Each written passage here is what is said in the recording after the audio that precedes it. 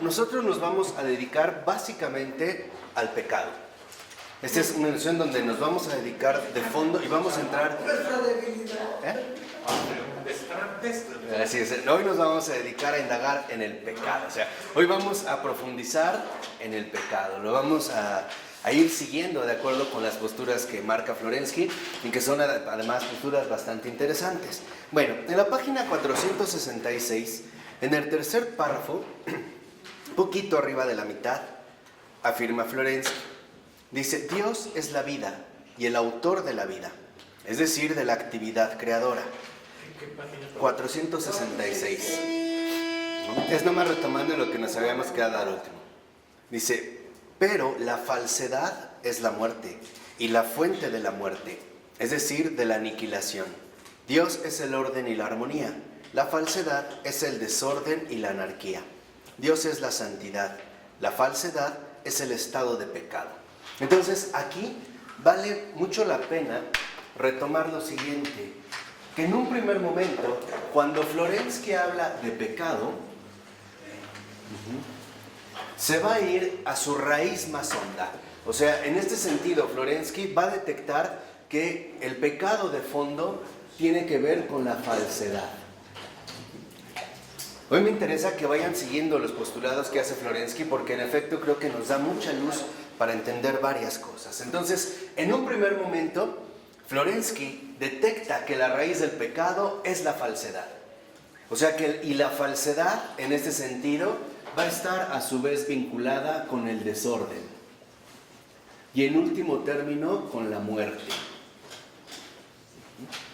Entonces, para Florensky, el pecado en cuanto tal es una falsedad, es un estado de falsedad. No es ni siquiera ya en un primer sentido obrar mal o hacer algo inadecuado. No es necesariamente esto el pecado, sino que el pecado tiene como trasfondo la falsedad, precisamente aquello que atenta contra la verdad.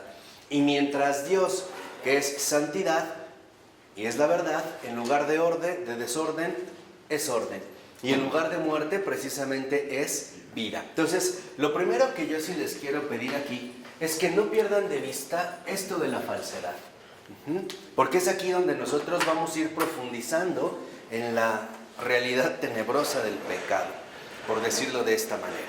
Entonces, aquí, cuando en efecto ahora Florensky detecta que en la raíz del pecado no está palpitando la falsedad, o ahí está dada la falsedad, por lo tanto el desorden y la muerte, entonces Florensky es cuando va a asociar que en efecto el pecado en este sentido está vinculado con el mal, pero no de una manera directa.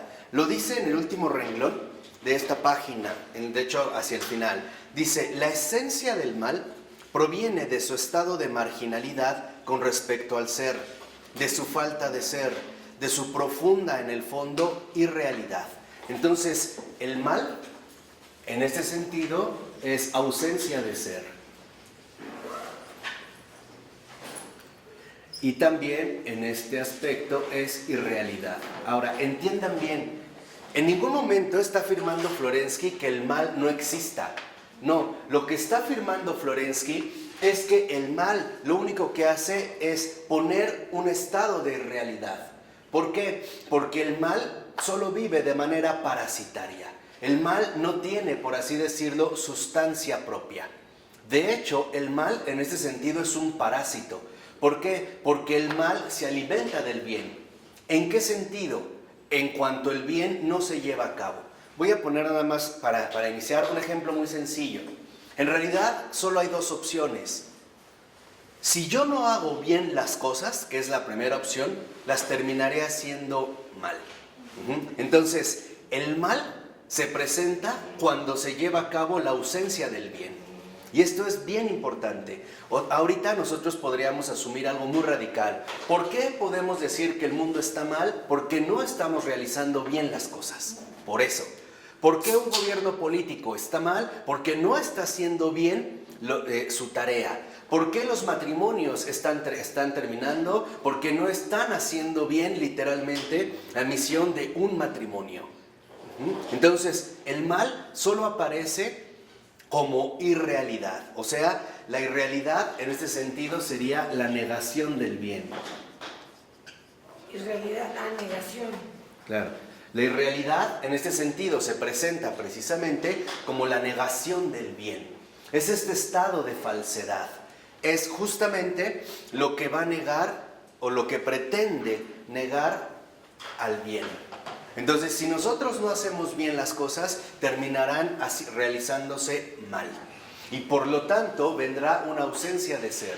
¿Por qué? Porque las cosas tenían que haber sido de otro modo.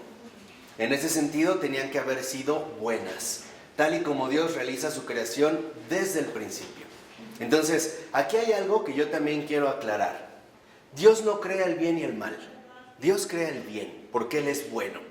Todo lo que Él realiza está bien, pero veremos que el mal aparece en un segundo momento. Compruébalo. ¿Qué? Comprueba lo que estás diciendo. ¿Que hace primero el bien y no el mal? Sí, compruébalo. Por ejemplo, lo podemos comprobar de manera muy sencilla desde un niño o un bebé. Cuando un niño es amamantado, no arranca el pecho de la madre, ¿no? Come y listo. Después, en efecto, irá viendo un desorden en el cual, en efecto, el mal empieza a aparecer. ¿Por qué? Porque es despegarse del bien, es darle la espalda al bien. Ahí es cuando entrará el mal. Cuando, por ejemplo, nosotros somos creados, en realidad somos creados buenos. Después vendrá un desorden y mientras más nos alejemos del bien, entonces más estaremos nosotros hundidos en el mal. O sea, en este caso, precisamente, en la falsedad. No es algo que sea creado a la misma, como sostendrían, por ejemplo, los maniqueos. No tiene que ver con esto. Y ahorita es precisamente lo que nosotros vamos a ir tratando de aclarar o vamos a ir precisamente indagando en ello. Por eso dice a continuación, si el mal y por tanto el estado de pecado no tiene ser, entonces su realidad es la de un parásito de la vida y de la verdad. El pecado no es otra cosa que esterilidad profunda, ausencia absoluta de creatividad. O sea, en este sentido, el mal como negación del bien es total anulación.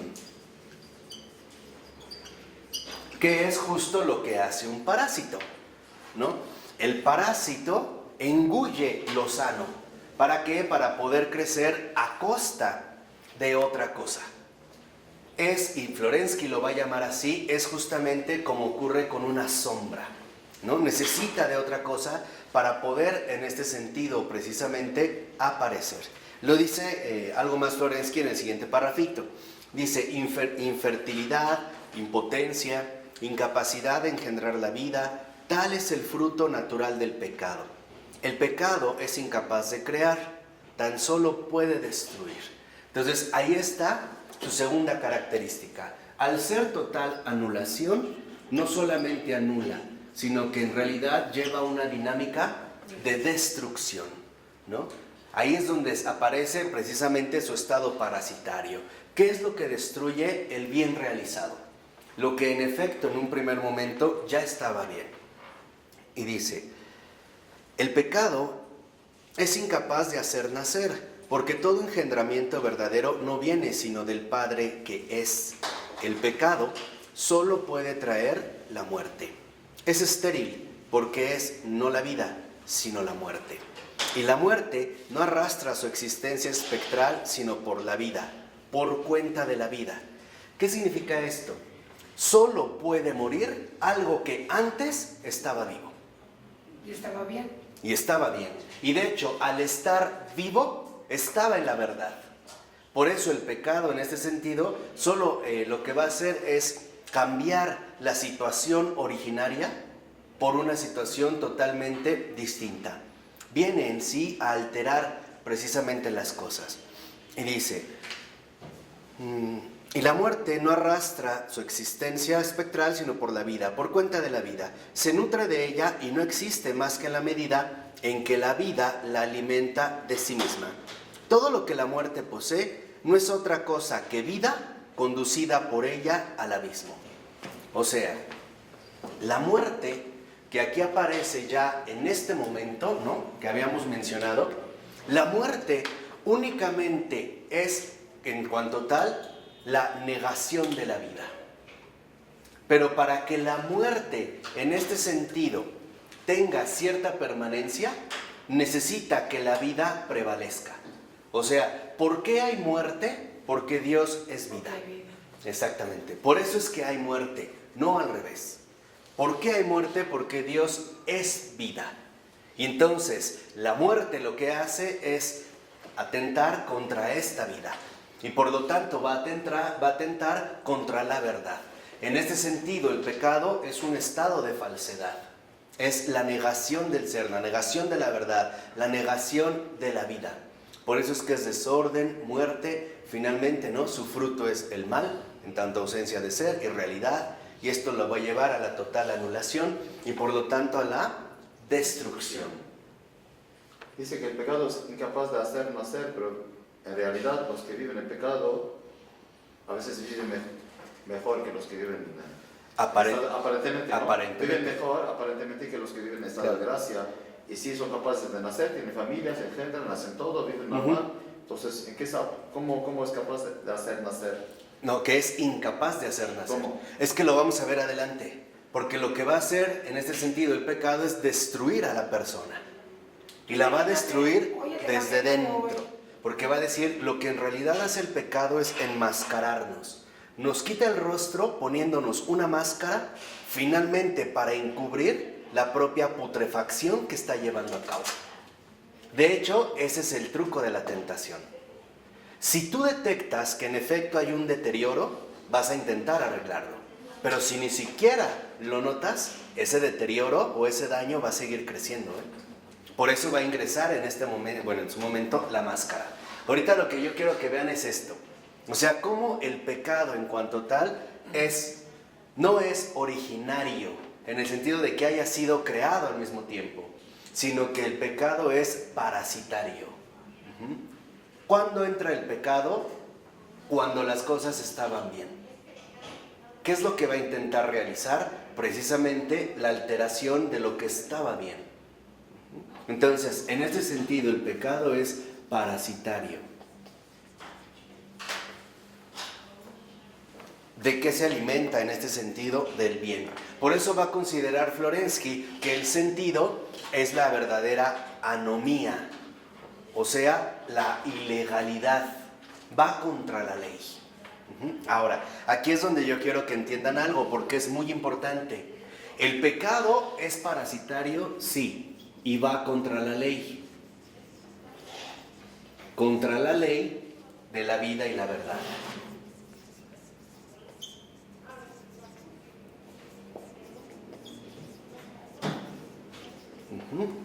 Va contra la ley. Ahora, esta ley no solo se trata, y lo afirma Florensky, de una mera situación moral, sino que va contra la ley del propio ser creatural. O sea, en realidad lo que va a trastornar el pecado no son solo nuestros comportamientos. Lo que en realidad va a hacer el pecado es desfigurar nuestro ser. Se va a ir directamente contra nuestra ley creatural y entonces nos va a desfigurar. O sea, nos va a llevar de lo que éramos a un estado actual más bien lleno de ¿qué? De falsedad.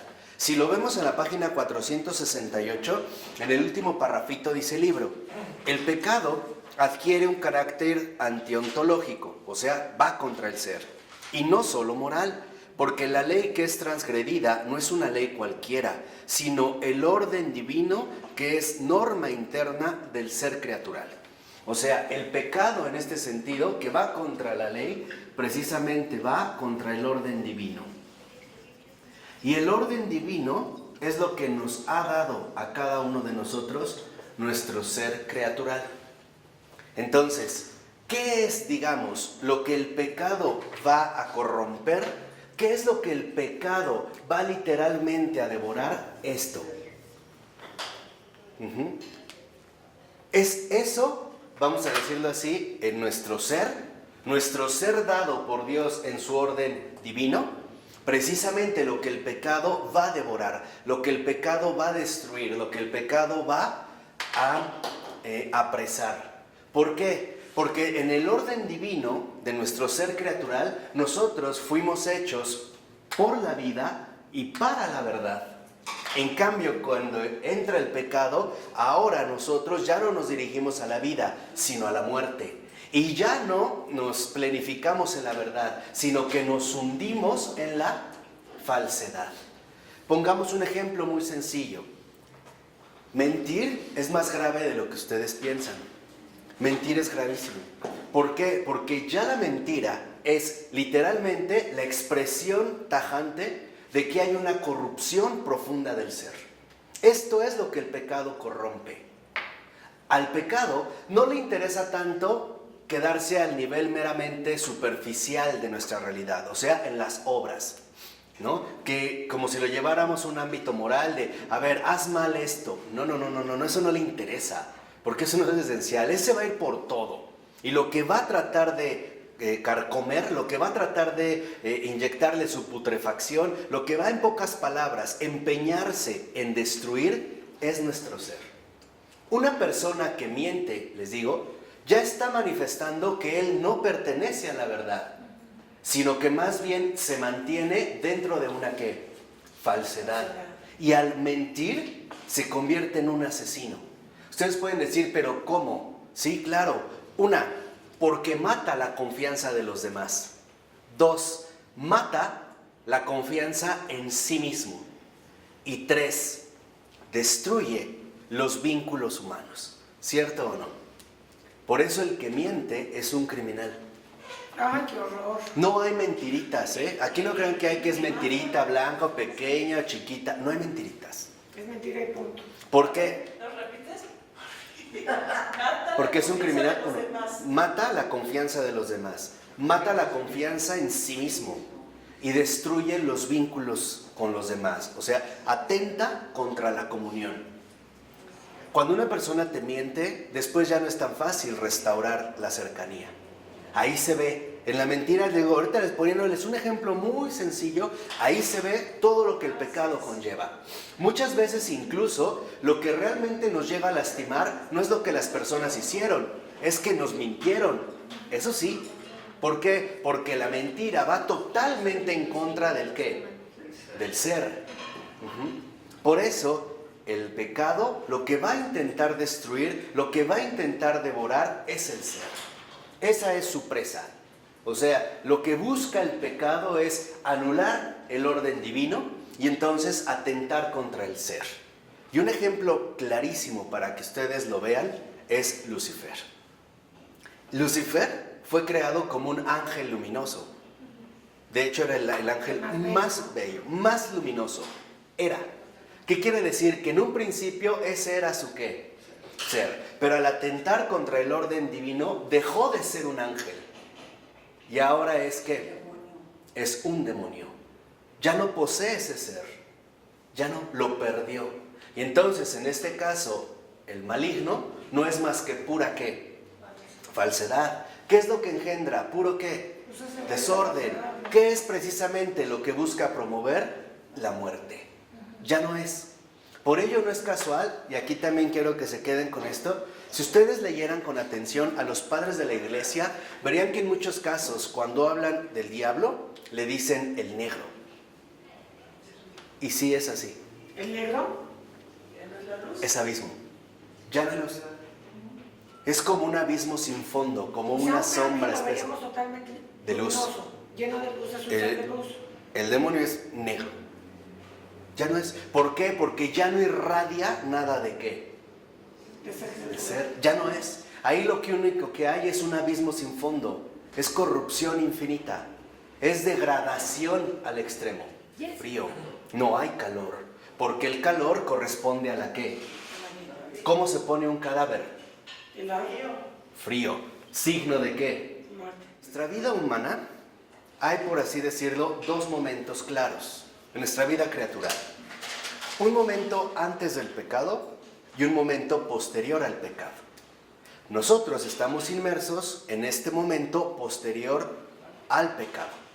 De tal manera que entonces para nosotros sí, la muerte es algo ya inevitable.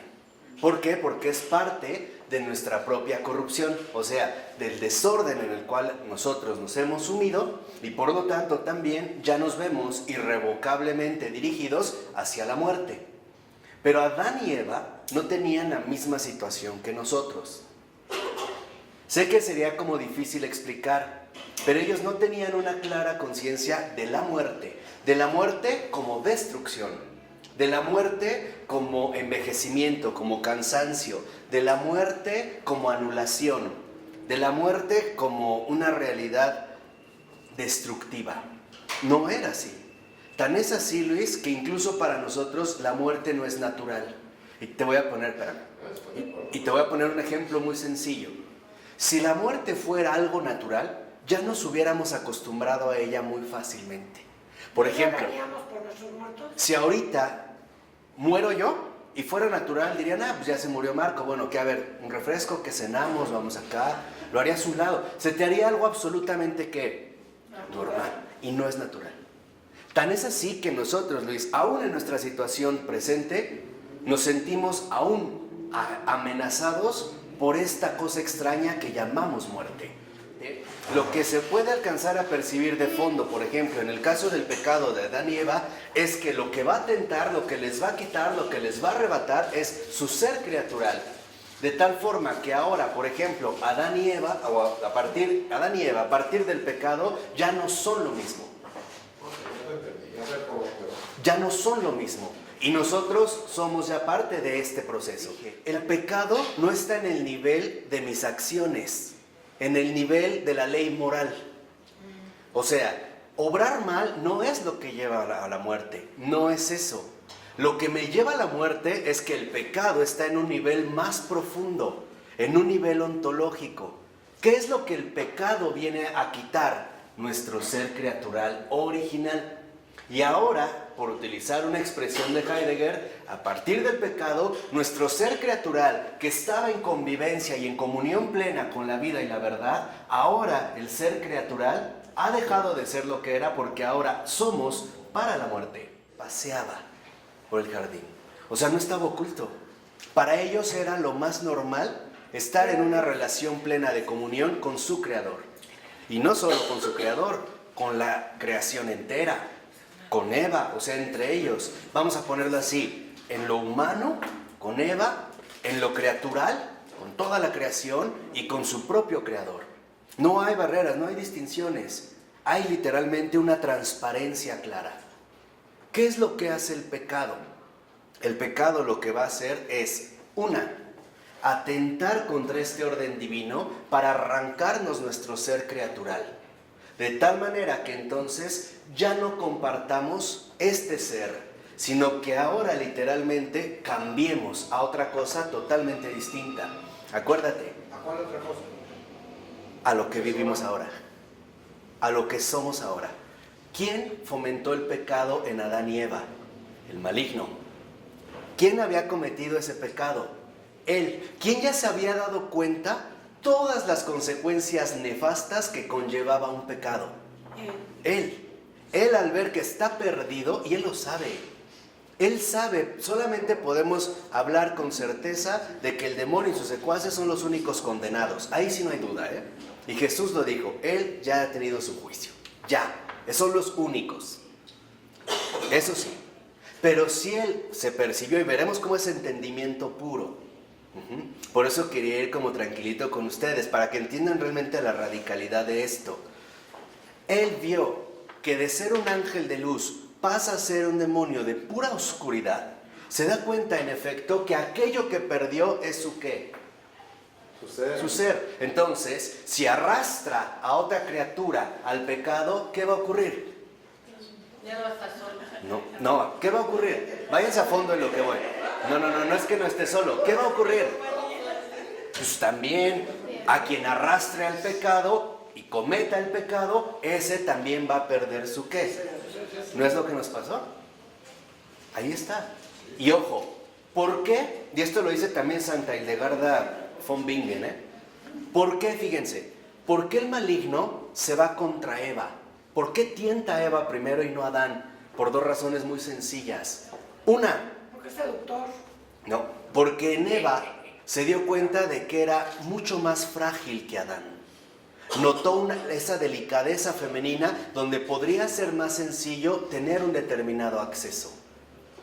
Dos, Esa es la primera parte, no crean que tiene que ver algo con cuestiones de sexualidad hoy de que uno y otro. 2, la más grave, porque en efecto el demonio intuyó que Eva era en germen la madre de los vivientes.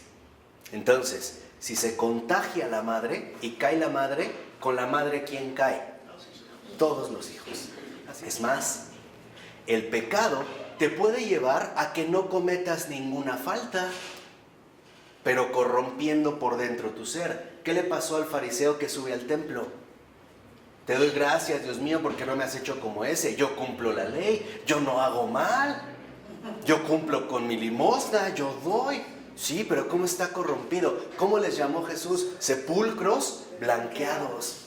¿Por qué les llama sepulcro? Porque literalmente en ellos, en su interior, hay un nido, pero es un nido de muerte. Y donde hay un sepulcro, hay putrefacción. Y donde hay putrefacción, hay pestilencia. El alma tiene un olor. El alma tiene un olor. Y hay almas que apestan. De lejos, apestan. Hieden, o sea, lastima este olor. Entonces, lo primero que me interesa que les quede muy muy claro es que el pecado no es una falta moral, no solo es esto. El pecado es una transgresión, el pecado es una alteración radical, pero del ser criatural. Este es el pecado. El ser criatural, este es el objetivo del pecado. Por ejemplo, ¿qué es lo que busca? ¿Qué es lo que busca en todos los casos, repito, en todos los casos el pecado? Que alteremos nuestro ser, que seamos lo que no somos. Ejemplo, estás casado, la infidelidad, que ya no seas un buen marido. Ahora que tu ser se transforme, que te arrastre, y eso es lo que te encadena. Por eso el único que puede librarnos del pecado es el Señor. Porque es el único que puede restituir nuestro ¿qué? Nuestro ser. Nadie más puede. Yo les dije, yo puedo no cometer ninguna falta, y no obstante estar hundido en la muerte. O sea, mantenerme en el estado de pecado. Eso es lo que quiero que entiendan. O sea, lo que quiero que entiendan es que el pecado, justo lo que va a atacar es la raíz.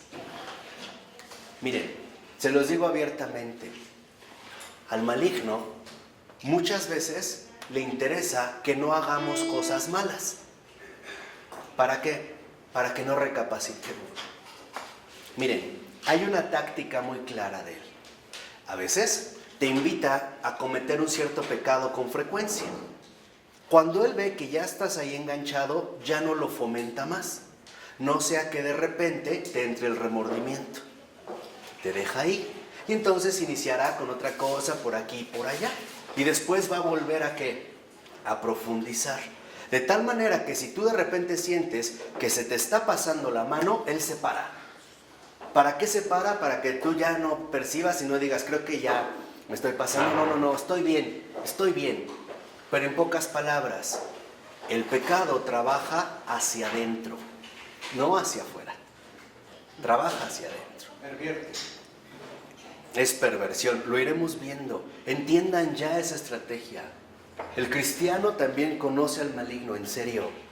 Literalmente, por así decirlo, lo que busca el pecado es destruir el ser. O sea, va a ir a la raíz. Y esto hasta lo podemos ver en un árbol. Si a un árbol yo lo podo, le vuelven a crecer las hojas, no hay tanto problema. Si yo le corto el tronco, a lo mejor tarda más, pero puede brotar. Pero si yo le corto la raíz, se seca. Ahí ya no hay chance. ¿O no? Ahí ya no hay chance. El demonio no es tonto. Sabe cuál es la parte fundamental. ¿Qué es lo que hay que carcomer? Por eso, por ejemplo, los parásitos se van a la médula y se van a la raíz. Se van a ir hasta el fondo. Entonces, lo que yo quiero que vean es que el pecado lo que hace es robarnos el ser, llevarnos, conducirnos de la verdad a la ¿qué? A la falsedad. Nos va a cambiar el estado interior y va a ser ahora sí un estado interior lleno de pura porquería. lleno de pura anulación. Cuando esto se empieza a generar, entonces sí, como consecuencia obvia, lo único que vamos a empezar a realizar es puro ¿qué? Puro mal. O sea, para que una persona sea mala, primero tiene que estar corrompida interiormente. Si no, no. O sea, aquí es, digamos, hacia donde se va a ir. Yo les decía, al fondo, al fondo. Así que no crean que el pecado es una falta moral. No, es mucho más grave que esto. El pecado no es una falta moral o una falta jurídica. Falté a los mandamientos. A ver, chin, hoy me equivoqué 4 veces en el primer mandamiento, 8 en el segundo, 2 en el tercero. No. No. Lo dice Florensky muy bien en la 469. Dice, sería erróneo entenderlo, el pecado, en sentido jurídico. El pecado es ilícito, es una transgresión de la ley, es decir, del orden que es dado a la criatura por el Señor. Es una violación de la estructura interna de la creación, por la cual la creación vive, de la organización de las profundidades de lo creado, que es un don divino, de la sabiduría en la que reside el sentido del mundo. Entonces vean, aquí hay 4 cosas que literalmente, ¿no?, cuando el pecado ataca la raíz y destruye el ser, altera o destruye 4 aspectos. Primero, y los menciona aquí de manera muy clara Florensky, primero el orden, porque el pecado en efecto lo que va a traer ahora es un total ¿qué? Caos. 2, aquí lo menciona, el orden, la estructura, las cosas se han derruido, han cambiado por completo. 3, la organización, ahora la dinámica es totalmente distinta. Y 4, la sabiduría. Estas son precisamente las 4 dimensiones que el pecado atenta, que el pecado altera, que el pecado devora. Del orden se pasa al caos. De la estructura o la armonía ahora se va a una desestructuración, o sea, a una destrucción. De la organización ahora se pasa, ¿no?, a esta, vamos a decirlo así, destrucción planificada. Y de la sabiduría se pasa a la necedad. O sea, en este sentido, a la locura. Eso es lo que hace el pecado. Este es, digamos, precisamente el punto en el cual el pecado se empieza a manifestar de manera mucho más contundente. Por eso, si lo vemos al iniciar el otro párrafo, dice el texto, el pecado para Florensky violenta, en primer lugar, el orden que es dado a la criatura por el Señor. Lo voy a tratar de resumir en palabras muy sencillas. Y Dios dijo que se haga, o sea, Dios dijo, es así. ¿Qué es lo que hace el pecado? Decir lo contrario, decir, así no es. Pongámoslo de fondo. El demonio, el Señor, al crear al demonio, le dice, tú eres un ángel. Y este ángel dice, yo no soy un ángel. Yo soy como tú. Yo soy un Dios. Y se va. Ahí es donde viene la transgresión. Eso es lo primero que va a romper. O sea, va a pasar del ser creado al no ser falso. El creador dice, las cosas son así. ¿Qué es lo que dice el pecado? Así no. Así no. Y entonces va literalmente a querer invertir las cosas. Dice, es decir, el modelado y la armonía interiores gratuitamente impresas en el propio ser, el mismo ya fruto del don de Dios. Transgrediendo la ley, el pecado atenta, por tanto, contra la huella sagrada del Creador en el ser creado, en su propio ser. Y ojo, Dios es siempre un sí. El pecado es siempre un ¿qué? No. Y nosotros lo vemos desde el maligno hasta nuestra vida más ordinaria, ¿no? Alguien te puede decir así, y muchas veces tu tendencia más inmediata es así, no. Es negación, se rompe el orden. Dice, violenta, en segundo lugar, la estructura interna de la que la criatura vive. porque la vida nace con la estructura y se mantiene solo cuando ésta es aún capaz de unificar la diversidad tendente a la dispersión. O sea, en un momento nuestra vida está organizada de manera unificada. Es un conjunto total. ¿Qué es lo que va a hacer el pecado? Disgregar esta armonía. Ahora todo va a quedar al parecer disparado por su lado. Mientras el Señor reúne, el pecado ¿qué hace? Desune, divide. Ustedes vean, va contra esa organización. Por eso es muy importante no ser instrumentos ingenuos del maligno. Nada de discordias, jamás. Nada de discordias, nunca. Porque la discordia separa y ya sabemos de dónde viene. Nosotros estamos llamados siempre a permanecer en la concordia, en la reunión, no en la división. ¿De acuerdo? Dice a continuación, el orden violado es por último la organización de las profundidades de lo creado, sabiduría divina en la que reside el sentido del mundo, o sea, la participación creatural en el logos de Dios. Y dice en los 3 últimos renglones, y es muy importante, si esto es así, la norma divina contra la que el pecado atenta es finalmente la verdad más profunda de la propia criatura. Esto es lo que hace el pecado. El pecado destruye la verdad más profunda de la propia criatura. Eso es la muerte. La muerte es la destrucción de la verdad más profunda de la criatura. Bueno, déjenme ponerla aquí con minúsculas. Esa es la muerte.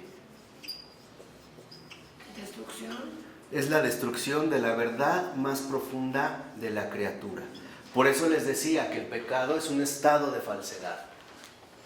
Esto es literalmente lo que va a hacer el pecado. O sea, el pecado se va a fondo, el pecado se va recio. El pecado, no crean que solo quiere que si te dijeron que te comieras 2 chocolates, te comas 3. No. El pecado no está jugando. El pecado sabe literalmente lo que puede realizar. Una destrucción total. Entonces, el pecado, en último término, es la destrucción de la verdad más profunda de la criatura. O sea, la negación del ser. Precisamente atenta contra esta verdad. Porque lo que éramos, simple y sencillamente ahora ya no lo somos. Esa es la alteración, Luis. Esto es lo que hizo el pecado. Sí, es gravísimo. O sea, a lo mejor nosotros ahorita no empezamos como a detectar lo hondo de esta situación. O sea, lo que yo quiero que entiendan es que la gravedad del pecado es más grave de lo que suponemos. Se los voy a poner muy sencillo. Pecar no es portarse mal. Pecar es perder la verdad más profunda de nuestro ser. ¿Qué quiere decir? Que pecar no solo es hacer algo malo, es perder nuestra verdad más íntima, ahora sí, para vernos arrojados, hundidos en el abismo de la falsedad. Ese es pecar. O sea, pecadores muy buenos. Claro. ¿Cómo que pecador? Pecadores que... Hoy lo dijo el padre. Que se vuelven, ¿no?, muy astutos, muy organizados en lo que realizan y que aparentemente incluso hacen bien las cosas. Aparentemente, ¿no? Pero en realidad no están viendo lo que de por medio está dado ahí. Por eso es lo que les decía, con el pecado no se juega. No se juega. El pecado es serio. Insisto, dense cuenta, y por eso era tan importante, que hoy muchos de nosotros nos tomamos a juego el pecado. Y decimos, bueno, pues un pecadito, voy y me confieso. Sí, eso es lo de menos. El pecado no es lo que haces mal. No te hunde. El pecado es que te hunde, o sea, te hunde literalmente en la falsedad. Porque lo que hace el pecado es destruir la verdad más profunda de la criatura. O sea, ¿no?, anula el ser de la criatura. Ahora el pecado nos hace ser lo que en realidad no somos. Es esta la falsedad. Por eso se va a convertir en una perversión. Esa es, vamos a decirlo así, en este primer momento, justamente la perversión. Entonces, no crean que el pecado es una transgresión del orden moral, o sea, cometer faltas. No, eso no es el pecado. Esa ya es una consecuencia de nuestro desorden. No. Eso no es el pecado. Esa es solo una consecuencia. Miren, cuando uno realiza una mala acción, suena drástico, pero bueno, no me puedo callar. Cuando uno realiza una mala acción, no es más que la puntita de un iceberg, bien profundo. Porque de fondo hay esta transgresión. Eso es lo que transgrede. O sea, el pecado es transgresión. Transgresión de la verdad de nuestro ser. Lo transgrede, lo pervierte. Lo revuelca, lo altera, lo desfigura, lo destruye, lo pisotea, lo hunde. Eso es lo que hace el pecado. Por eso es lo que les decía, no es poca cosa. Por eso insiste mucho Florensky en la página 470, a partir del quinto renglón. Dice, lo cual quiere decir que el principio motor de la vida moral en la realización ética del bien y reflejo objetivo del ser en la verdad, tienen su fuente más profunda en la belleza o armonía impresas en el corazón del ser. Es la integridad que el pecado destruye. O sea, que todavía el pecado tiene un efecto mayor. Nos arranca la belleza para hundirnos en la fealdad más espantosa. El pecado que anula el ser transgrede nuestra integridad. O sea, que por utilizar ya la terminología de Florensky, el pecado no solamente se queda en el orden moral, sino que también adquiere una dimensión estética. Nos quita la belleza originaria ahora para hundirnos en una fealdad espantosa. También arranca, ¿no?, la belleza. Pero siempre con máscaras. Claro. ¿Y en qué nos va a terminar convirtiendo? En monstruos.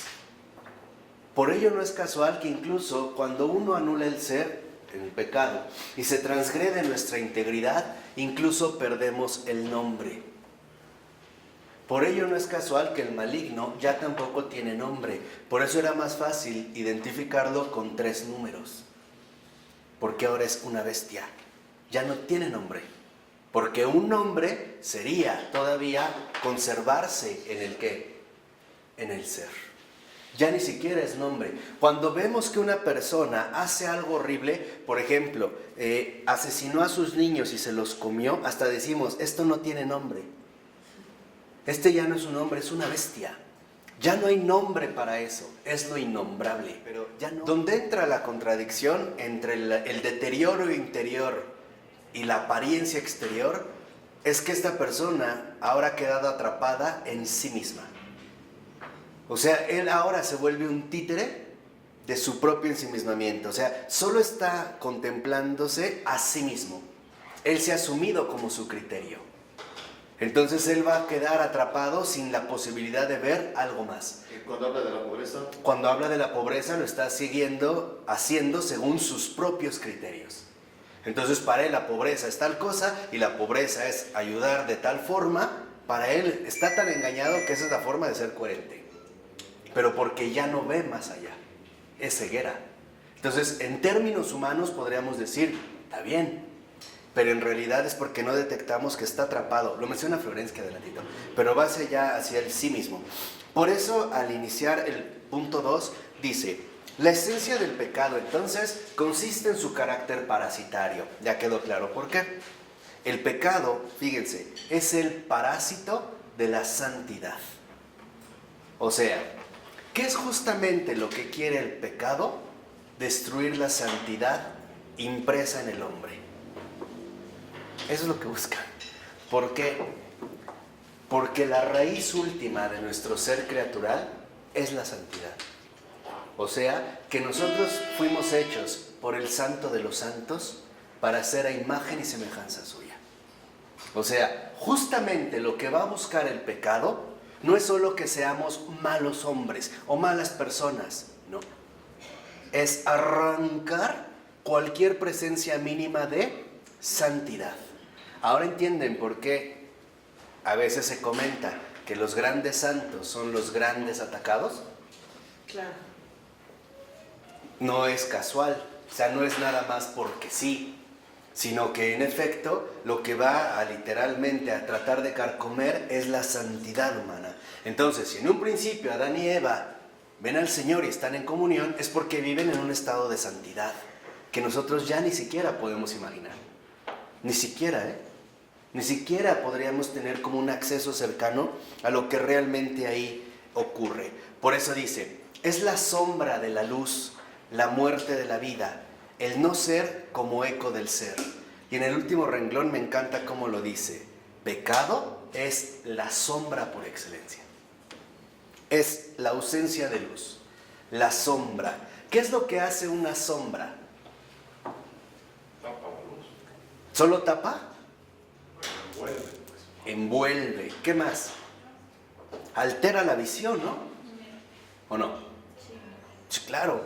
Quien detectó esto de manera aparte bellísima fue un gran escritor llamado George MacDonald, que por cierto él es el maestro de ficción, tanto de Tolkien como de Lewis, también muy cercano o reconocido por Chesterton.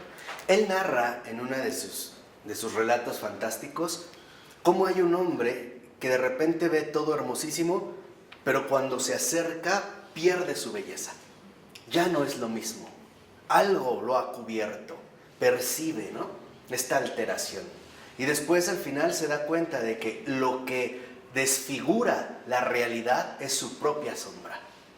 Es esta sombra la que hace que las cosas literalmente ya no se vean de la misma manera, se distorsionen. Incluso la oscuridad como que le da un matiz distinto a las cosas, ¿o no? ¿O no? ¿O no lo han percibido? Sí, ¿no? Como que algo se pudera esta tiniebla o esta noche, ¿no? Este fondo oscuro que yo les decía. Por eso lo que ahora literalmente reconoce entonces Florensky es que cuando se da esta destrucción de la verdad más profunda de la criatura, entonces aparece la sombra. ¿Qué es en este caso la sombra? Las tinieblas. Nos llenamos en unas tinieblas tan densas que estamos prácticamente perdidos. No hay manera de escapar a esas tinieblas. Por cuenta propia no las hay. No hay ¿Con ayuda de Dios? Sí, no hay manera, No hay manera de salir de estas tinieblas. Por ello, y vimos como en último término, lo que carcome el pecado, de lo que se alimenta es de la santidad. Por eso dice Florensky, lo vemos en la página 471, más o menos 5 o 6 renglones del segundo párrafo. Dice, la teodicea de Florensky se abre a la escatología. Fíjense lo que afirma Florensky. El pecado existe porque la santidad no está definitivamente separada de él, porque el buen trigo y la cizaña crecen por el momento juntamente. O sea, ¿por qué todavía existe el pecado? Porque la santidad de la criatura no está consumada. Por eso persiste todavía. O sea, porque no ha llegado la redención final. Por eso es que hay pecado. Por eso es que estamos llamados a crecer en la santidad. Pero obviamente también el pecado se va a ir juntando en este mismo crecimiento. Dice, es decir, el pecado existe como accidente histórico, parásito en una creación que es ontológicamente buena, porque proviene de un Dios santo, y por eso ha de ser necesariamente superado, tanto subjetiva como objetivamente. O sea, debemos de superar el pecado tanto interiormente como exteriormente. Entonces entra lo que había comentado Ronnie. No basta con suponer que el pecado se anula solo exteriormente. No, porque en realidad donde está trabajando el pecado es interiormente, en lo oculto, ¿no?, en lo profundo. Y dice, para que la finitud alcance su vocación criatural a la perfección, su llamada a la santidad. O sea, justo lo que perdió Lucifer en un momento fue esta santidad. Porque esa es la vocación criatural. ¿Qué es justamente lo que él ha buscado? Que nosotros perdamos esta vocación criatural. Por ello, el maligno siempre va contra la misión. Siempre. ¿Por qué? Porque sabe que ese es el camino de nuestra perfección y del llamado. Les pongo 3 ejemplos muy sencillos. Tu vocación es el matrimonio con este hombre. Pues de repente en la calle ves guapísimo al otro. O no sé si te ha pasado estas distracciones de que a lo mejor estás con tu pareja o tu novio, qué sé yo, y dices, ay, cómo quisiera que mi esposo fuera como tal. Nada, ese es un engaño. Va a ir contra ello. Tu trabajo o tu misión es estar en un trabajo limpiando refrescos. Por ejemplo, abriendo refrescos. Y si mejor pongo las mesas, está mejor, ¿no? Yo creo que voy a ayudar más. No, siempre va contra la misión. Tu misión es ingresar a un monasterio. No, pero mira, en el mundo podrías hacer más cosas. Y al revés, tu misión es quedarte en el mundo. No, pero mira, si te fueras de monje, crecerías más, no sé qué. No, siempre va contra la misión. Siempre. ¿Por qué? Porque para nosotros, acuérdense, el cumplimiento de la misión es cumplimiento de la vocación. Misión y vocación van de la mano. De tal manera que si se interrumpe mi misión, también pierdo mi ¿qué? Mi vocación. Y nuestra única vocación es la santidad. ¿De acuerdo? Entonces, por eso es que se va a dar esta interrupción. Por eso fíjense ahora lo que dice a continuación. El pecado, como todo lo que es parasitario, acaba destruyéndose a sí mismo. ¿Por qué? Porque si un parásito devora todo aquello de lo que se alimenta, ya no tiene nada más que consumir. Esa es la lógica del pecado, o sea, eso es lo que quiero que entiendan. Si un parásito se apropia de una manzana y se la devora, después ya no tiene que comer. Se le acabó la manzanita. Y entonces, ¿qué le pasa a este parásito? ¿Se destruye a sí mismo? Se destruye a sí mismo. Pero no lo entiendo. ¿Sí? Porque necesita la manzanita para comer. Pero ¿qué pasa mientras más se la come? Se queda sin alimento. Quiere decir que el parásito está en una situación extraña. Se destruye a sí mismo porque finalmente al consumir de lo que depende y acabárselo, él ya está entonces condenado a la muerte. ¿Y se va a otra manzana? ¿Y se va a otra manzana? No, pero si ese parásito se quedó en esa fruta, ahí se quedó. Se podrá ir a otra manzana. La dinámica es la misma. Pues yo creo que se destruye a sí mismo porque va al infierno finalmente. ¿Sí? O sea, porque se acaba todo lo que posee. Y este es el profundo sentido del mal. El mal, en esta falsedad, se destruye a sí mismo. Pero ¿cómo si se destruye así mismo sigue viviendo? Se sigue ahí. ¿Cuál? Mal. No, porque ya no hay más. Ya no hay más. Imagina la manzanita con un gusanito. Si el gusanito necesita para mantenerse de la manzana y vive comiéndose la manzana que no es de él, ¿qué pasará cuando ya no hay manzana? Se va a otra. ¿Otra manzana? Por eso, se irá a otra manzana. Pero esa manzana ya se la acabó. Pero esa manzana ya se la acabó. Pero no. Se puede ir a otra manzana, pero si de repente ya no encuentra otra manzana, Se destruye. se destruyó. Es una pena. Eso es lo que pasa generalmente con los gusanos, ¿no? Entonces, lo que quiero que vean es que la lógica del pecado es siempre autodestructiva.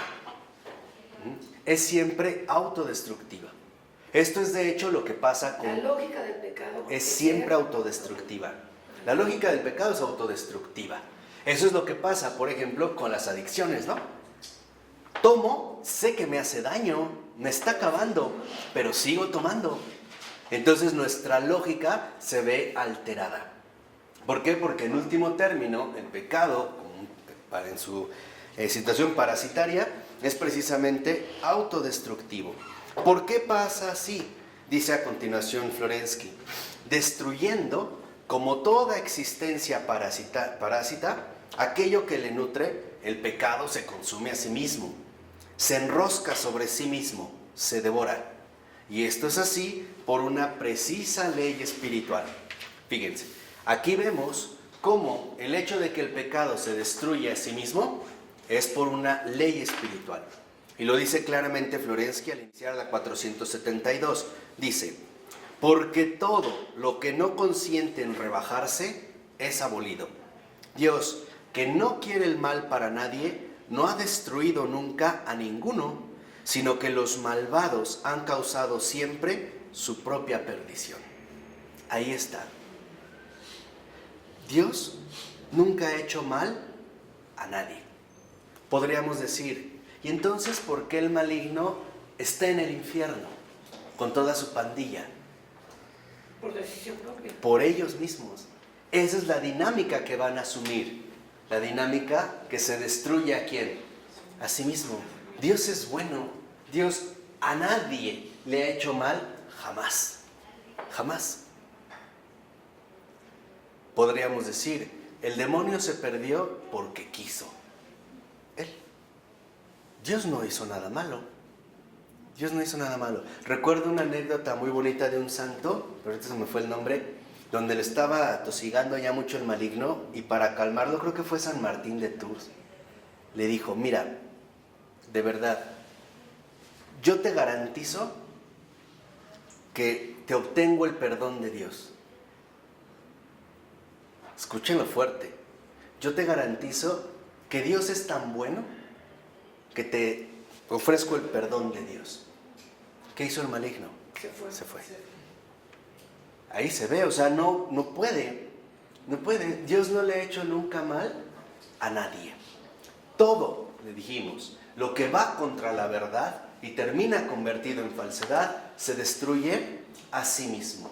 Esta es la lógica del pecado.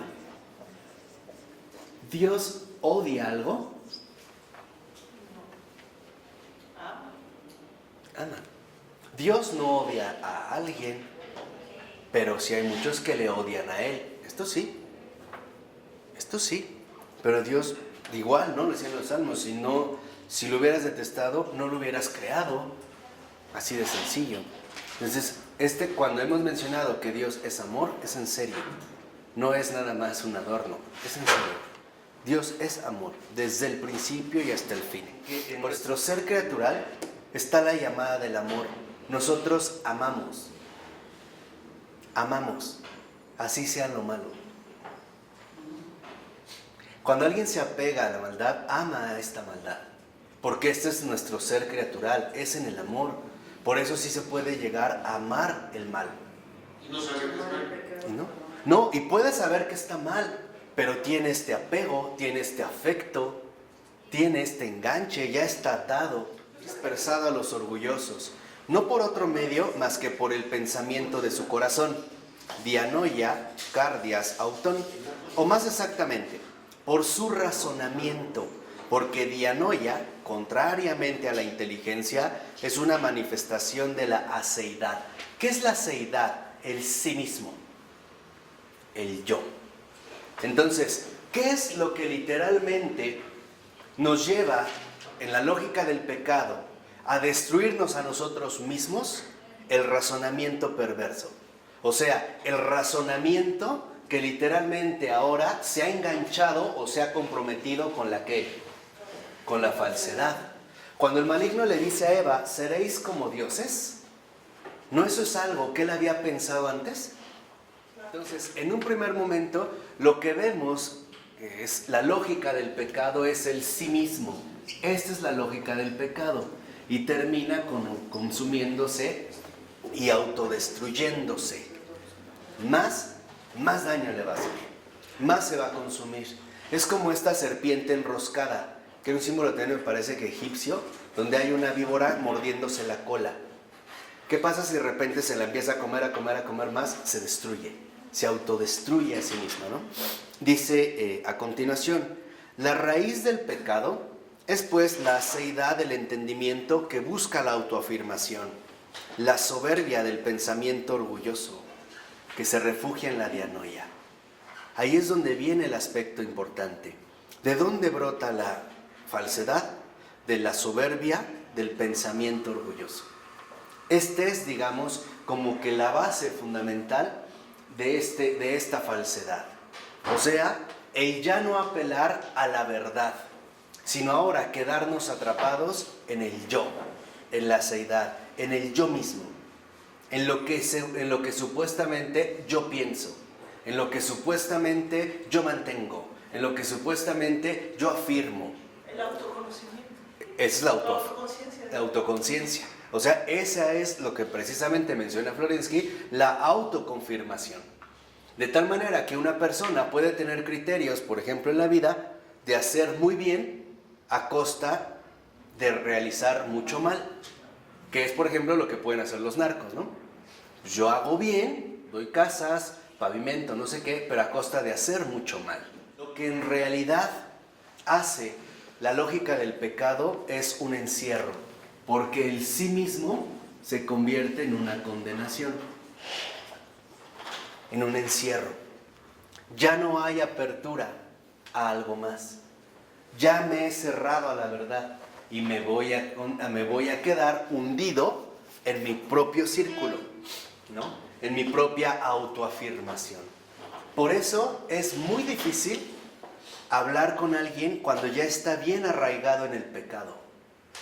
Se defiende, se revuelca, se muerde, se enrosca, en serio. Cuando tú hablas con alguien que ya está bien arraigado en el pecado, yo lo veo así, es como una anaconda. En serio, tiene como mucha masa, ¿no? Se enrosca, se revuelve, se retuerce, se hace una bola rara. Y cuando tú más te acercas, te agarra y también te quiere enrollar a ti. Irte asfixiando, o sea, hundirte dentro de su propia condenación. Entonces, ojo. Pero tienen argumentos súper lógicos. Vamos a ver por qué. Vamos paso a paso, ahorita lo vamos a ver. Pero lo que quiero que entiendan es que ahí es donde se da la condenación. O sea, en pocas palabras, ¿qué es el pecado? Un error. El pecado es un error. Pero voluntario. Pero de gravísimas consecuencias. El pecado es un error de muerte. Eso es el pecado. El pecado es un error de condenación. El pecado es un error infernal. Dense cuenta que aquí estamos hablando del pecado en su raíz más honda. Sí, claro, estoy de acuerdo. Y dijimos, hay pecados que pueden ser malas acciones o comportamientos inadecuados, pero no necesariamente ya brotan de esta raíz pervertida. Una cosa es que un pecado brote de la raíz pervertida y otra cosa es que un pecado brote de nuestra debilidad humana. O de la sorpresa. De la sorpresa o de nuestra propia indigencia, de la ignorancia, de la debilidad, de la inconstancia, de la negligencia. O sea, una cosa es que el pecado brote de la maldad y otra cosa es que el pecado brote de la condición humana. Son situaciones muy diferentes. Y es aquí donde debemos de tener y desarrollar de verdad un discernimiento fino, ¿eh? No es lo mismo. No es lo mismo ser malvado que ser hombre. Son cosas distintas. Yo puedo incurrir en un pecado por debilidad, pero no necesariamente por malicia. Ya te entiendo. Ya te entiendo. ¿No es lo mismo? No. No. ¿No te condena igual? No. Lo que me interesa mucho, de verdad, grábenselo en el pecho. El pecado es un error de muerte. El pecado es un accidente mortal. El pecado, vuelvo a repetir, es un error de muerte. Eso es el pecado. Un error gravísimo. Tan grave que incluso dio paso al infierno. Por eso es lo que les decía. Hay quien dice, es que es un pecadito. Es que no ves todo lo que tiene atrás. No ves realmente a todo lo que conlleva. Y el ejemplo más dramático lo tenemos en Adán y Eva. Mordisquearon un fruto. Parecía que no habían hecho ¿qué? Nada. Ay, por morder una manzana. Nunca habla de una manzana, ¿eh? Habla de un fruto. Nunca ha dicho una manzana. Pero la intención no era morder la manzana. La intención era ser Dios, ¿no? Y conocer cosas mejores. Eso es lo grave. ¿Qué quiere decir? Que en este caso, fíjense. No, y la obediencia, ¿no? Déjenme avanzar. La obediencia a tu creador. Eva, antes de morder la manzana, ya ha asumido el error. Ya ha pensado en quién. Sí, mira. En sí misma. Cuando cae, ¿a quién se arrastra inmediatamente? Adán. El otro no piensa. No, esta es carne de mi carne. Somos uno. Claro, esto a veces se da, por ejemplo, en situaciones bien drásticas que ahorita, bueno, no comentaré, pero en situaciones bien ordinarias. Cuando cae uno, a veces lo más fácil es arrastrar al otro. Para un alcohólico es más fácil alcoholizar a mi pareja, ¿no? ¿O no? Volverla cómplice, ¿no? De mi propia caída. Por eso sí, porque el pecado nunca va solo. No solo cayó Lucifer, arrastró a otros muchos, ¿no? Lo mismo pasa en el pecado. Cuando uno cae en el pecado, arrastra a otros también. Pero no siempre. Esta es la dinámica, siempre. Directa o indirectamente. Pero se ven perjudicados. A eso es a lo que me refiero. O sea, el pecado es nefasto también, precisamente en las dimensiones que adquiere. Entonces, lo que yo quiero que sí entiendan es que el pecado es falsedad precisamente porque es un error mortal.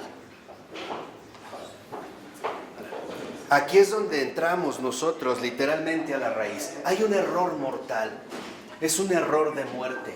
Yo les decía, cuando uno realmente medita y contempla lo que el Señor nos ha dicho en el relato de Adán y Eva, vemos la gravedad. Ese pecado parecía muy simple, pero vean todo lo que trajo.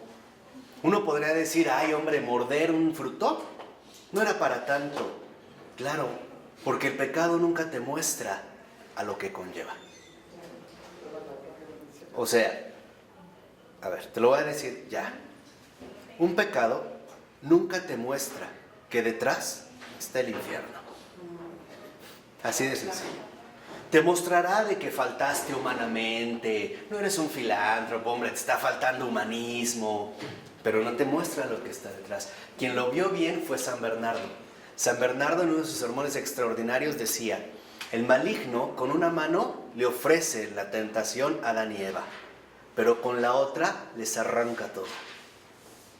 Un pecado nunca te muestra que de fondo a donde te lleva es al infierno, directito, una caída al abismo, como él. Por eso, hoy es muy fácil minimizar la conciencia del pecado y decir, es que no es grave, hombre, no es para tanto. Ay, lo hacemos todos, es un pecadito, es una mentirita, Solo 7 malos. no pasa nada, Solo 7 pecados malos. ¿Sí? Una falta, o sea, es decir, en este pecado grave, o sea, lo que quiero que vean es literalmente el fondo que lleva, la inhospitalidad, lo inhóspito. Ya no hay hospitalidad. ¿A qué le suena inhóspito? ¿A qué le suena inhóspito? ¿Ay, nunca han escuchado esa palabra? No hay cura. No hay cura.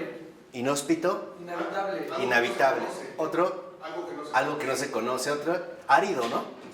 Seco, agresivo. Eso es, lo dice Florensky a continuación. Exactamente, no hay vida. En un lugar inhóspito no se puede No vivir. hay hospitalidad. Por eso ahora podemos ver cómo el infierno es la muerte ininterrumpida. Traten de imaginarse lo que es eso. Esta degradación total, una muerte ininterrumpida. Ahí no hay esperanza, ahí no hay posibilidad. Es una muerte ininterrumpida. Es una autodestrucción continua, ¿no?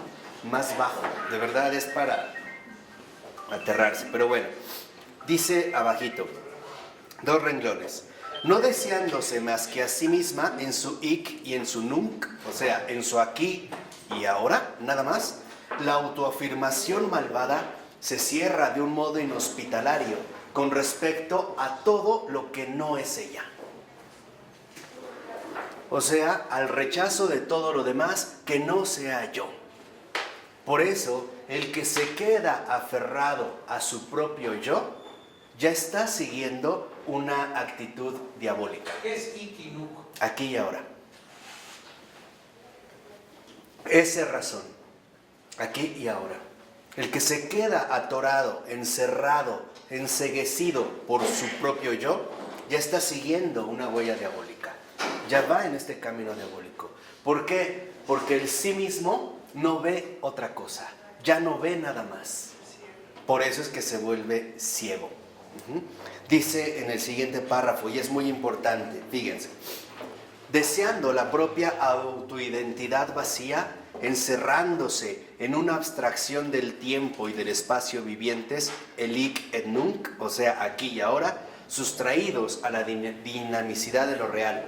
Es decir, queriendo deificarse a sí misma, la autoafirmación, sin embargo, no es capaz de mantenerse semejante a sí misma, sino que se divide, se descompone, se despedaza en su lucha intestina. Por naturaleza, el mal es el reino dividido contra sí mismo. Y esto es bien importante. ¿En qué sentido? Primera, que cuando nosotros quedamos ya atrapados, ¿no?, en esta situación de error mortal, pecado, que nos lleva este error mortal a la falsedad, no podemos permanecer idénticos, sino que en realidad iremos cada vez degenerando más y más. ¿Cuál es de fondo entonces la falsedad? Este error mortal que conduce al infierno, la supuesta, por eso lo pongo aquí, la supuesta deificación. O sea, el negar nuestro ser, el suponer en nuestro razonamiento que no soy criatura, sino que en realidad podría ser como Dios. Es más, no como Dios, podría ser un Dios. Este es el error mortal, la supuesta deificación a la que nos vamos a ver tentados de conseguir. El maligno no quiso esto. ¿Qué es lo que le propuso a Eva? ¿Con qué la sedujo? ¿Seréis como dioses? ¿Qué quiere decir ahí? Cuidado, cuidado, alerta. El maligno sabe que para nosotros es muy sugerente una idea: el pensarnos como algo absoluto. Por eso, el pecado en esta falsedad es: deja de ver lo que eres y ahora aspira a lo que no eres. Ya no te veas a ti misma en tu verdad de criatura. Aspira a ser ¿qué? Creador. Tú eres el Dios. Tú eres el Dios de ti mismo. Eso se confunde ahora mucho con la libertad. Claro. Pues ahí está, ahí. Con los conceptos de que sé tú mismo. Y ya, ¿no? Como si no hubiera en realidad nada más. Lo que precisamente se propone es: no veas nada más. Aléjate de la verdad. Quédate atrapado en ti mismo. Enciérrate. Que todo literalmente, ¿no?, gire en torno a ti.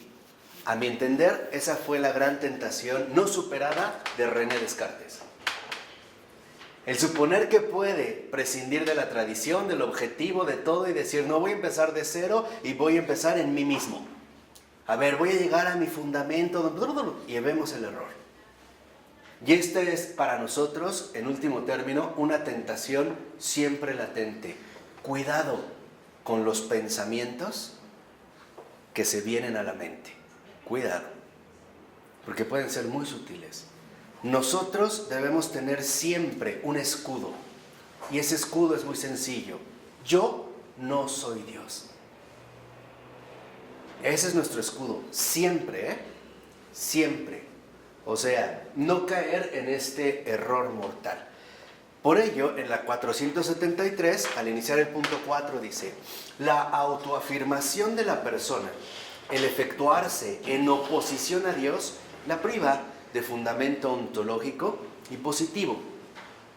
Entonces, la subjetividad se declara fundamento de sí misma, empobreciendo sin embargo su propia vida interior y encaminándose de este modo a la descomposición.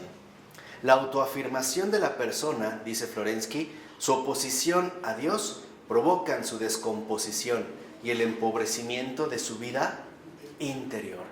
Fíjense aquí lo más extraño. Cuando una persona se queda en el ensimismamiento, en la condenación del sí mismo, se empobrece. No sé si les ha pasado a una persona tan encerrada en sí misma que se empobrece de tal manera que ya ni siquiera es capaz de tomar en cuenta algunas alternativas más. Se empobrece, se enceguece, se vuelve como el Gollum, ¿no?, del Señor de los Anillos. En serio, ese es el ejemplo claro. ¿Ustedes sabían que Tolkien es un escritor católico? ¿Sabían que El Señor de los Anillos es una obra católica? Igual que Narnia. Igual que Narnia. ¿Por qué? Porque es una obra católica. Sí, el escritor es católico y tiene muchísimos elementos de María, de Santísima Virgen, de Jesús, del reino, del pecado. De verdad, ¿eh? ¿De veras? Sí. Ah, pues lo voy a volver a ver. J.R.R. Tolkien. Pero bueno, el Gollum, fíjense ahorita para ponerlo así, si ustedes han visto más o menos la película, verán que Gollum en un principio era una persona normal. Pero cuando percibe el anillo, se obsesiona. Pero se obsesiona en sí mismo.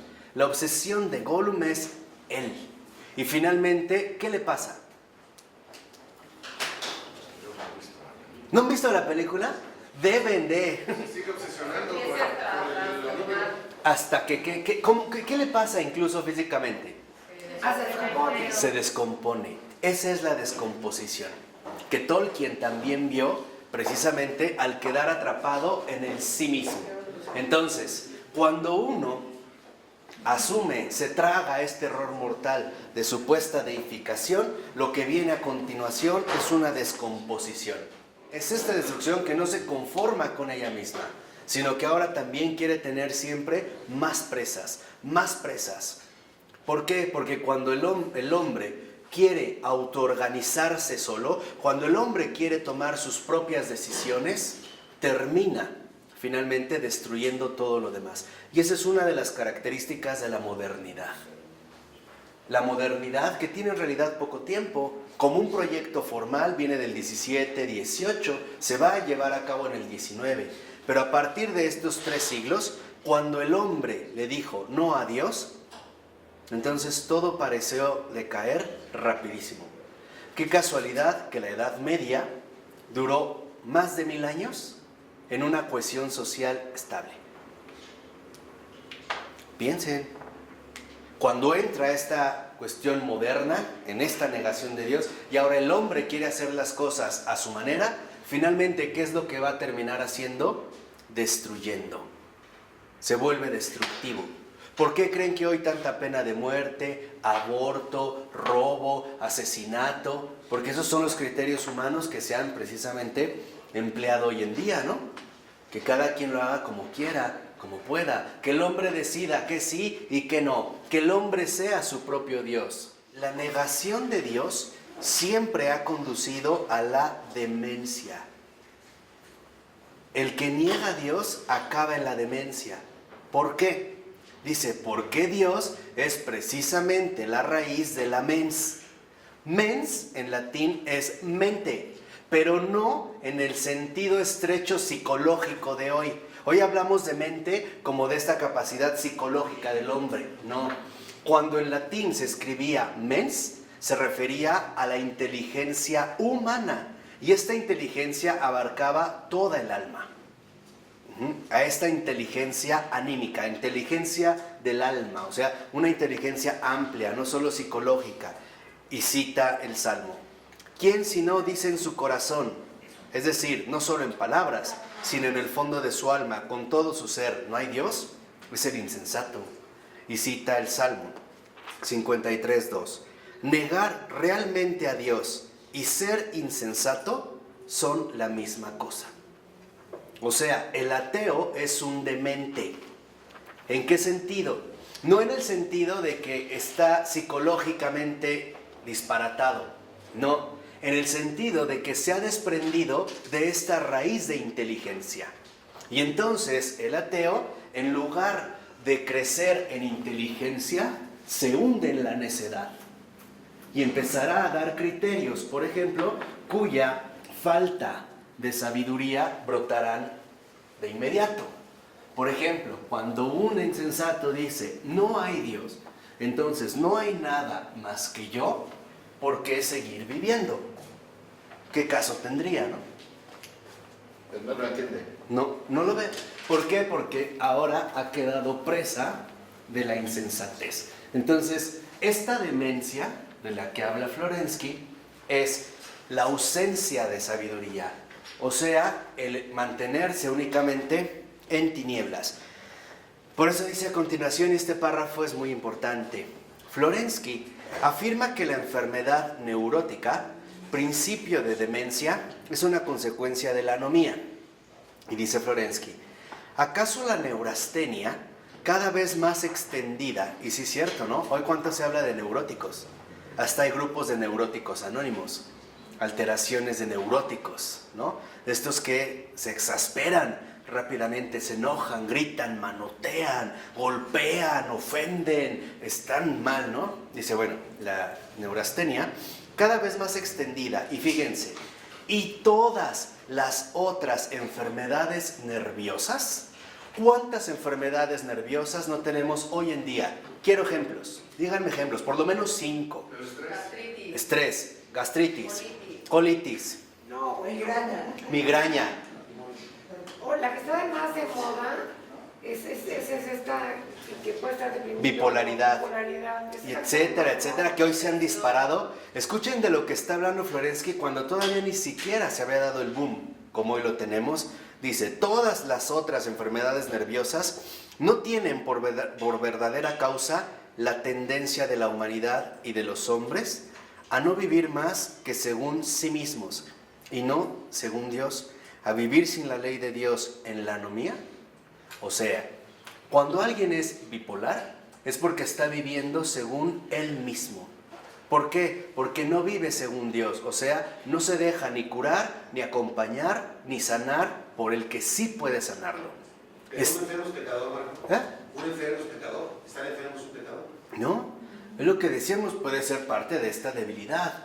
Cuando una persona finalmente sufre estrés es porque está llevando toda la carga él mismo. Por ejemplo, cuando una persona dice, ¿cómo le voy a hacer? Híjole, ¿ahora qué va a pasar? Entonces se agobia de tal manera que en efecto el alma colapsa. Una cosa muy distinta es decirle al Señor, y ahora Jesús, ¿cómo me vas a sorprender? Es exacto, ¿qué vamos a hacer, no? Es una situación diferente. Mientras que los santos, ahora opone Florensky, son personas que han llegado típicamente a la salud psíquica, al equilibrio de la salvación. O sea, incluso la cercanía con Dios aporta la salud psíquica. ¿Qué quiere decir esto? Que da lucidez. ¿Qué dijiste? Que la cercanía con Dios nos aporta salud psíquica. O sea, nos da lucidez. O como diríamos a lo mejor Rafa y yo, nos devuelve el sano juicio. Y es cierto. Y es real, no es plenamente inventado, es real. ¿Por qué? Porque entonces, ausencia de Dios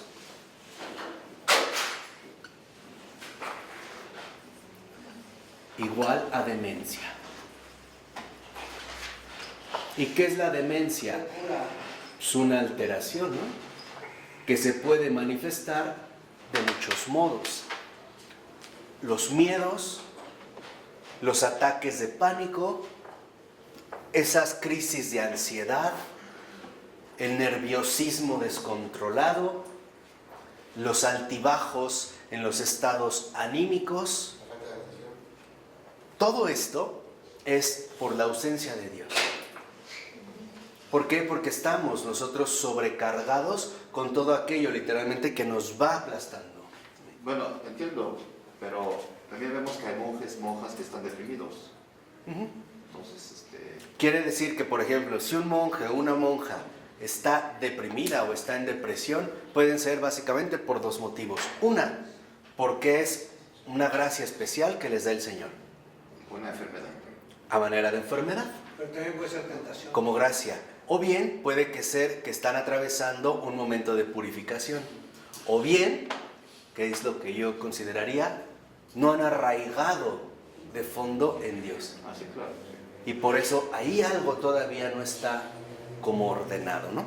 Por eso lo vemos en como lo que menciona Florensky es que cuando esto ocurre, el yo se ahoga en un mar de pasiones, o sea, en un mar de emociones. Esa es la demencia. Vean cómo también es otro fruto del pecado. La demencia como una alteración intelectual, sí, y emocional. La mens, el alma, la inteligencia humana, su aspecto inteligible, ¿no?, en todas sus dimensiones, se ve fuertemente alterada. Y esta es la alteración que finalmente va a generar. O sea, en pocas palabras, dicho brevemente, cuando nuestra raíz humana no está en Dios, es que está en el pecado.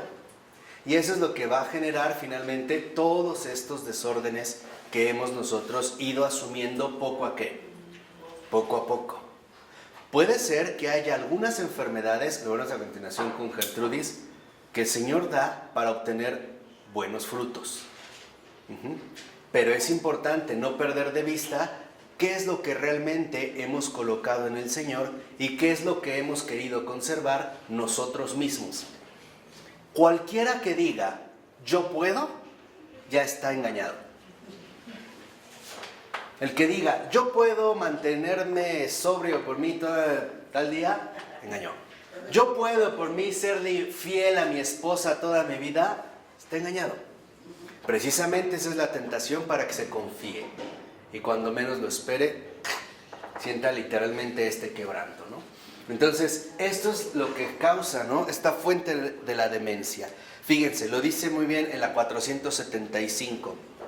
Dice Florensky. Ah, sí, por el pecado.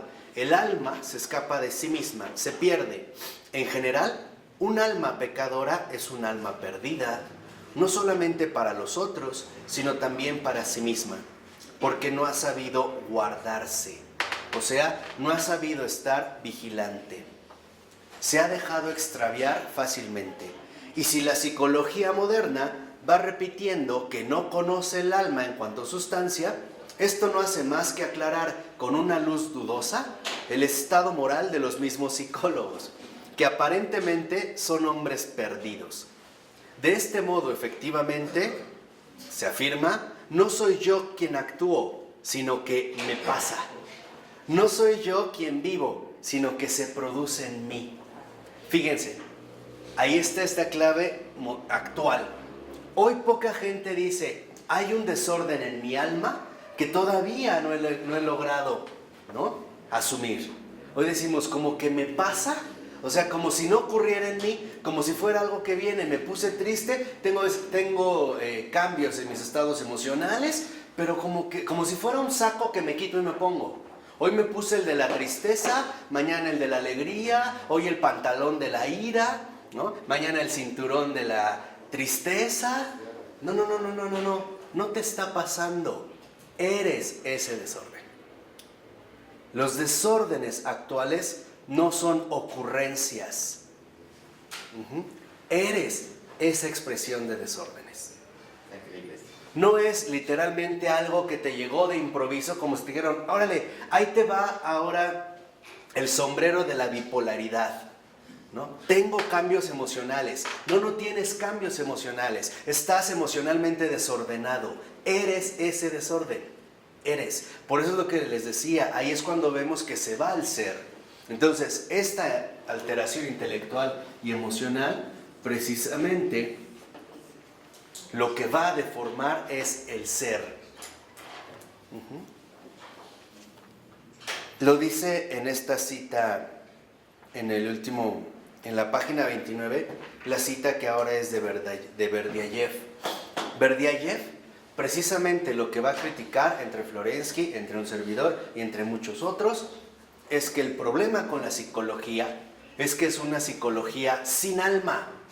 O sea, te habla de enfermedades, pero no de situaciones reales del alma humana. Por ejemplo,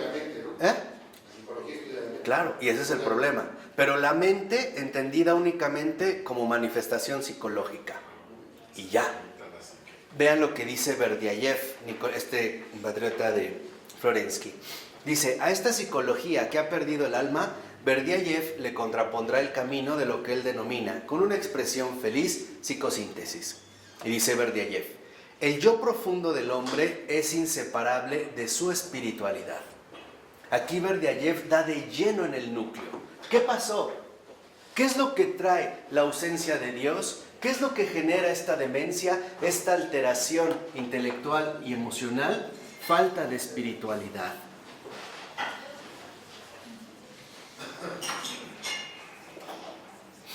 Falta de oración. Falta de oración, falta de espiritualidad, falta realmente de una vida espiritual. Y dice, el espíritu es un principio de síntesis que mantiene la unidad de la persona. El hombre ha de llevar a cabo sin cesar actos creadores con relación a sí mismo. Son estos actos creadores los que detentan la primacía en la autorrealización de la persona. Por estos actos, el hombre lucha sin cesar contra la multiplicidad de sus falsos yoes. En el hombre anida el caos. El hombre está ligado al caos que disimula el cosmos. De este caos emergen los yoes ilusorios y falsos. Cada pasión que se apodera del hombre puede hacer nacer un yo que no es el yo verdadero, que es más bien lo que Freud llama el es.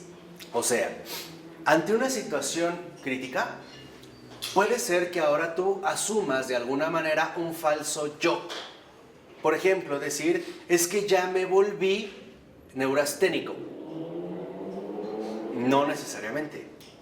Puede ser este falso yo que en este momento justamente estás adoptando. Por ello, lo que busca aquí Berdyaev lo dice 6 renglones antes de que acabe. La persona, en el camino hacia su integridad, necesitaría seguir el camino de la síntesis.